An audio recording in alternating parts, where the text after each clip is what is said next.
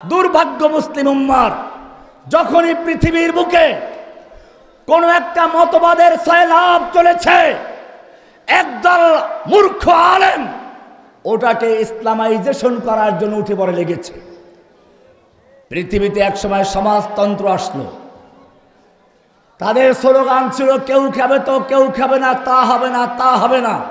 কেউ দশতলায় কেউ গাছতলায়, তা হবে না, তা হবে না। এই স্লোগান দিয়ে পৃথিবীর মানুষকে তাদের দলে আকৃষ্ট করলো। তারা মানুষকে বুঝাইল এই যে একদল ধনী একদল গরিবের মূল কারণ হচ্ছে ব্যক্তি মালিকানা, জমিদারি, এইসব বাতিল হয়ে যাবে, কারো কোনো মালিকানা থাকবে না, সব কলকারখানার জমি জমার মালিক হবে রাষ্ট্র। মানুষ মনে করলো খুব ভালো, কিন্তু এই যে একটা মতবাদ, এটা যে কত জঘন্যতা মানুষ পরে বুঝতে পেরেছে। কিন্তু যখন এই মতবাদের সয়লাব চলছিল, জোয়ার চলছিল, তখন একদল মূর্খ আলেম, মিসকিন আলেম, সরকারের তৎকালীন সময়ের পাঁচটা গোলামেরা এই সমাজতন্ত্রকে ইসলামাইজেশন করার জন্য উঠে পড়ে লাগলো, কিতাব লিখে ফেললো, আল ইশতেরাকিয়াতু বিল ইসলাম, ইসলামের সমাজতন্ত্র, ইসলামের সমাজতন্ত্র বই লিখে ফেলেছে, 500 কিতাবের হাওয়ালা দিয়েছে। দলিল কি? সমাজতন্ত্রে ব্যক্তি মালিকানা স্বীকার করে না, সব কলকারখানা জমি জমার মালিক রাষ্ট্র। কোরআনও বলে ইন্নাল আরদা লিল্লাহ, জমিনের মালিক আল্লাহর। আবার সারা জীবন নবী কোনো সম্পদ জমা করেন নাই। মৃত্যুর পরে ফাতেমা রাদিয়াল্লাহু তাআলা আনহা, আলী রাদিয়াল্লাহু তাআলা আনহু খয়বরের জমির দাবি নিয়ে গেলেন খলিফার কাছে, আবু বকরের কাছে। তিনি বললেন যে না, নবীদের সম্পত্তির কোনো ওয়ারিশ হয় না, তোমাদের খরচ আমি বাইতুল মাল থেকে দেব। এমনিভাবে আবু বকর রাদিয়াল্লাহু তাআলা আনহু সেই ঘটনা বেতন থেকে কমিয়ে দেওয়া। এরপর আবু যার গিফারি হাদিস, এইরকম প্রায় 500 কিতাবের দলিল দিয়ে কিতাব লেখলো আল ইশতেরাকিয়াতু ফিল ইসলাম। এরপরে সেই সমাজতন্ত্র যখন ফেল করলো, ব্যর্থ হলো, মানুষ বুঝতে পারলো সমাজতন্ত্রের স্লোগান ছিল ফাঁকা আওয়াজ, মাথা ব্যথা হয়েছে, তাই জন্য গলা কেটে মাথা ফেলে দিয়েছে। সমাজতন্ত্রে ব্যক্তি মালিকানা না থাকায় দেশের সমস্ত জনগণকে মজদুর আর শ্রমিকে পরিণত করা হয়েছিল। কয়েকটা মুসলিম শাসক ছিল মালিক, বাকি সব ছিল গোলামের মতো। এরপরে মানুষ যেহেতু লাভের লোভী, মালিকানা নেই, দেশে আয় উৎপন্ন কমে যেতে লাগলো। এরপরে যখন সমাজতন্ত্র বিদায় হলো, ওই আলেমরা বললো না না, সমাজতন্ত্রের সাথে ইসলামের কোনো সম্পর্ক নেই। এরপরে আসলো এখন গণতন্ত্র। আমি উলামায়ে কেরামদের বলবো, পরিষ্কার মনে রাখুন, আল্লাহ রাব্বুল আলামিন তার রাসূলকে পাঠিয়েছেন, হুয়াল্লাযী আরসালা রাসূলাহু বিল হুদা ওয়া দীনিল হক লিইয়ুযহিরাহু আলাদ দীনি কুল্লি।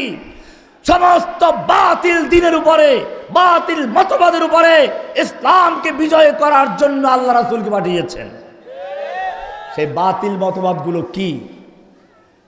বাতিল ধর্ম, দিন, মতবাদ হচ্ছে সমাজতন্ত্র, গণতন্ত্র, রাজতন্ত্র, ইহুদি, খ্রিস্টান, বৌদ্ধ, নেতারা, যত রকমের বাতিল মতবাদ সবগুলো উৎখাত করে ইসলামকে বিজয় করার জন্য আল্লাহ রাসূলকে পাঠিয়েছেন। আমি জিজ্ঞেস করতে চাই, আল্লাহর রাসূল মদিনা বিজয় করেছিলেন কোন গণতন্ত্র আর সমাজতন্ত্র পদ্ধতিতে না, নিজস্ব পদ্ধতিতে। বদর, উহুদ, খন্দক বিজয় হয়েছিল কোন পদ্ধতিতে? মুসলিমরা ফিলিস্তিন বিজয় করেছিল কোন পদ্ধতিতে? আফ্রিকা বিজয় করেছিল কোন পদ্ধতিতে? তুর্কিস্তান বিজয় করেছিল কোন পদ্ধতিতে? ভারতবর্ষ মুহাম্মদ বিন কাসেম বিজয় করেছিল কোন পদ্ধতিতে? জেনে রাখো, আল্লাহর নবী এবং সাহাবায়ে কেরাম যেই পদ্ধতিতে ইসলামকে বিজয় করেছিলেন, কিয়ামত পর্যন্ত সেই পদ্ধতিতে ইসলাম বিজয় হবে। এছাড়া কোন কাফেরের তরিকায়, কোন অমুসলিমের তরিকায় ইসলাম বিজয় হতে পারে না। কোরআন পরিষ্কার বলেছে, লাকাদ কানা লাকুম ফি রাসূলিল্লাহি উসওয়াতুন হাসানা, তোমাদের জন্য রাসূলের মধ্যে রয়েছে উত্তম আদর্শ। মা ক্বালা লাকাদ কানা লাকুম ফি আব্রাহাম লিংকন উসওয়াতুন হাসানা। গণতন্ত্রের জন্ম হয়েছে ইসলামকে ধ্বংস করার জন্য। মনে রাখবেন, আমি শুরুতে বলেছিলাম ইসলামের সমস্ত ক্ষমতার মালিক কে?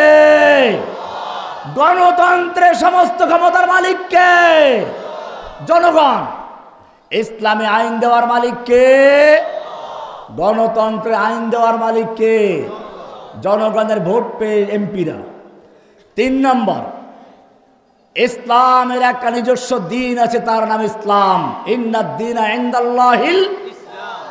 এরপরে আল্লাহ বলেছেন তোমরা মিসকিন নও, আমি ইসলামকে পরিপূর্ণ করে দিয়েছি।